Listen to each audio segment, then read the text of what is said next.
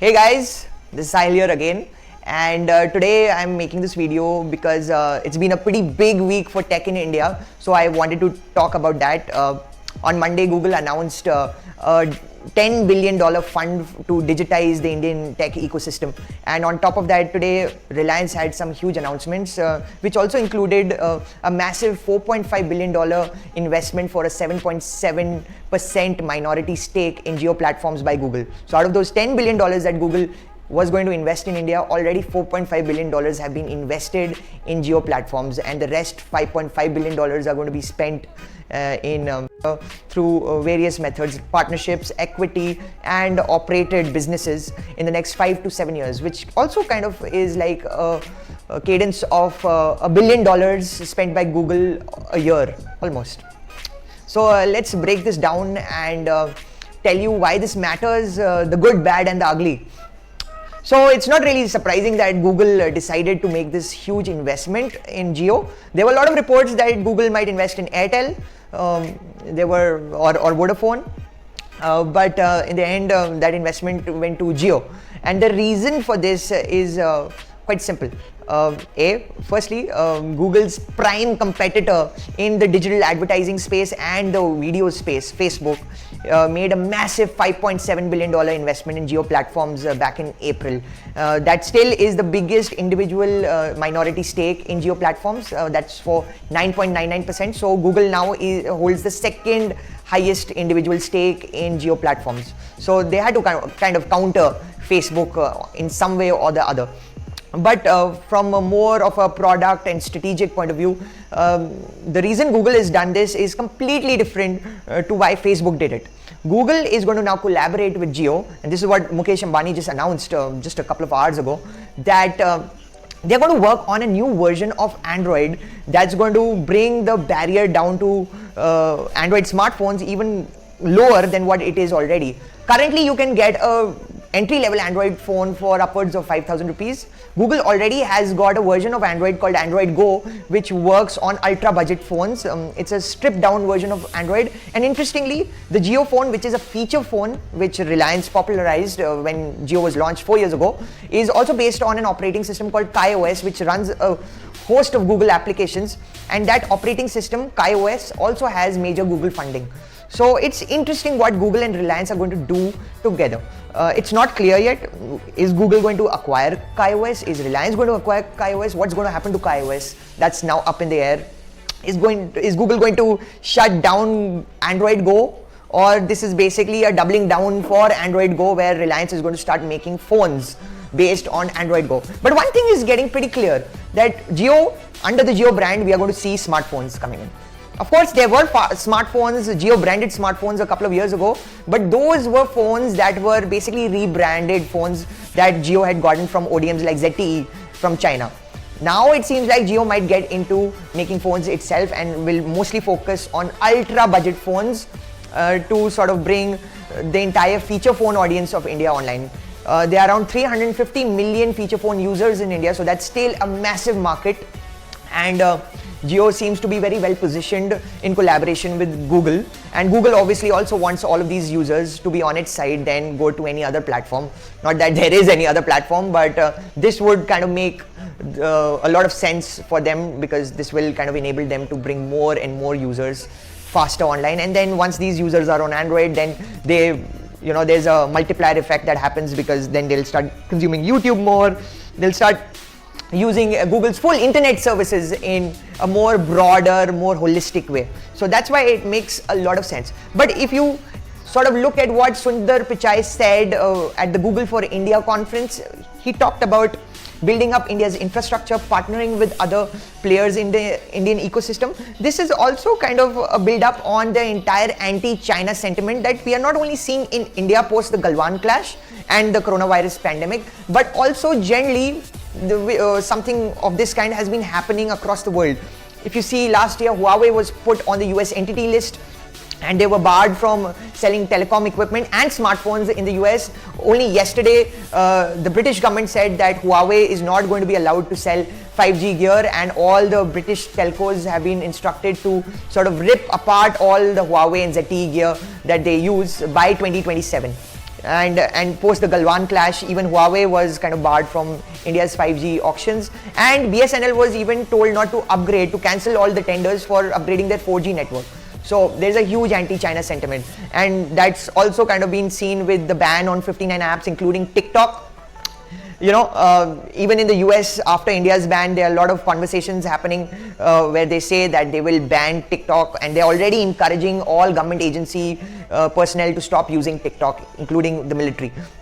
So this also ties in really well with Google's strategy, because Google is said to be building a TikTok competitor. YouTube, he's been working on a TikTok competitor, which we haven't seen. And YouTube is mostly a long form content platform which was built for the desktop in the mid 2000s when Google acquired the company. So Google has really struggled with short form content.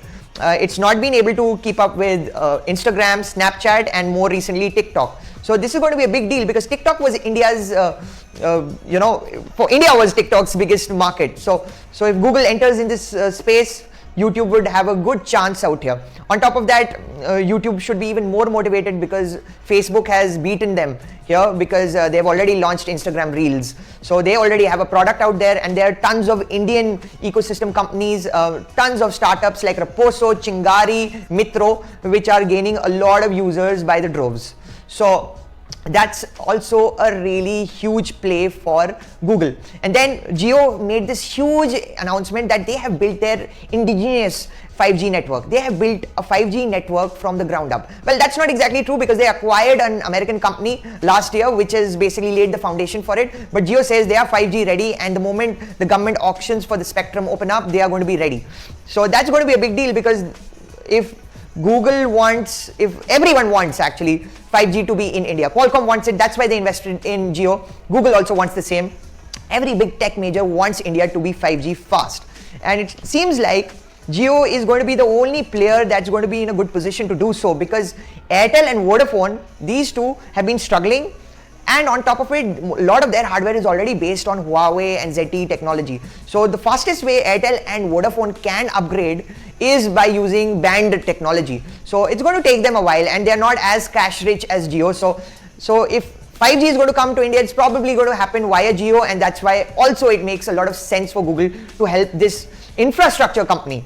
Remember, they did the partnership with RailTel a couple of years ago, and they enabled free Wi-Fi across railway stations in India. They had the Internet Sathi program, where they provided free internet to a lot of villages and educated and empowered a lot of women in rural India. So this again is kind of tying into Sundar Pichai's strategy out there. Another interesting thing that's happening here is Google usually hasn't really partnered a lot in India. It has just deployed its own products. You can look at multiple spheres. If you look at the educational space, they have got this app called Bolo, which allows people to learn. In payments, they built Google Pay, which then transformed and merged with Google Pay and is now really going gangbusters across India and also the world. And a lot of Google's products were first designed for India. But now there's this pivot, because they're sort of seeing the Indian government being a little more protectionist, that they're going to say that, okay, we are going to support the Indian ecosystem. We are not going to just buy everything and do everything on our own. So last year, they invested $45 million in a hyper-local delivery startup called Dunzo. I'm sure a lot of you guys use a lot of Dunzo, 3 a.m. cigarette deliveries, food deliveries, whatnot. That all happens through Dunzo. So now there is an ET report out there which claims that Google is preparing to enter the food delivery space, which we all know is dominated by Zomato and Swiggy. And remember, Zomato and Swiggy, they may be fully Indian companies, but they also have heavy duty Chinese funding and capital. Huge investor in Zomato. So when Google enters this space, that's going to be another big, huge, humongous player, and it makes sense for them, because Amazon is also kind of entering into this space. Why this is really important is because there are a lot of critics in the F&B industry of Zomato and Swiggy. A lot of restaurateurs are not happy with Zomato and Swiggy, because once they have kind of attached themselves to these aggregators, there's kind of a very unhealthy codependency on them. On top of it, they do not appreciate the bundling, because once you get onto a platform like Zomato or Swiggy, then you need to agree to all of their payment terms. They'll have a cut and you have to agree to it, and on top of that you have to use their delivery system. There are a lot of things that you need to sort of buy into, and these services have aggressively encouraged heavy discounting of food. They've kind of changed the habit of a lot of users to the detriment of a lot of businesses. And Google could be kind of an outlier out here who could, help decouple a lot of these bundles. And if you think about it, Zomato and Swiggy are heavily dependent on Google technologies. Google Maps is used for location triangulation and navigation of riders. The food delivery experience, entire thing comes to you through Google Maps. And for payments, services like Google Pay and Paytm are being used. So Google is actually very well positioned to build this entire stack end to end, because in terms of logistics, it's got Dunzo, a company in which it has invested heavily in. For payments, it's got Google Pay. For location triangulation, it's got Google Maps. And for distribution, it's got literally the gateway to the internet in the world called Google Search. Imagine if businesses say tomorrow to Zomato or Swiggy that, listen, we don't agree with your terms and we are leaving. Today, the scenario is that a lot of businesses get 80% of their orders from these services. So if they leave these services, then they lose a lot of business. Their business gets crippled. But if you have an option like Google out there says that, okay, we'll reflect your business in our search and we don't have these bundles out there, then it'll be another option. More competition and healthier ecosystem. So generally we can see a lot more of these things happen, and that's why this 10 billion digitization fund is really good for India. A lot of people will criticize that out of those $10 billion, 4.5 billion are going to a super cash rich company like Jio. But then again, look all what Jio is doing. Jio is doing a lot, and that's why it needs all this money. And if there's a company with the power, the scale and the money to pull off a bold digital vision, then I would probably bet first on Jio than anyone else. So overall, it's been a pretty hectic and pretty impressive week for the Indian digital ecosystem, and a lot of these calls to ban China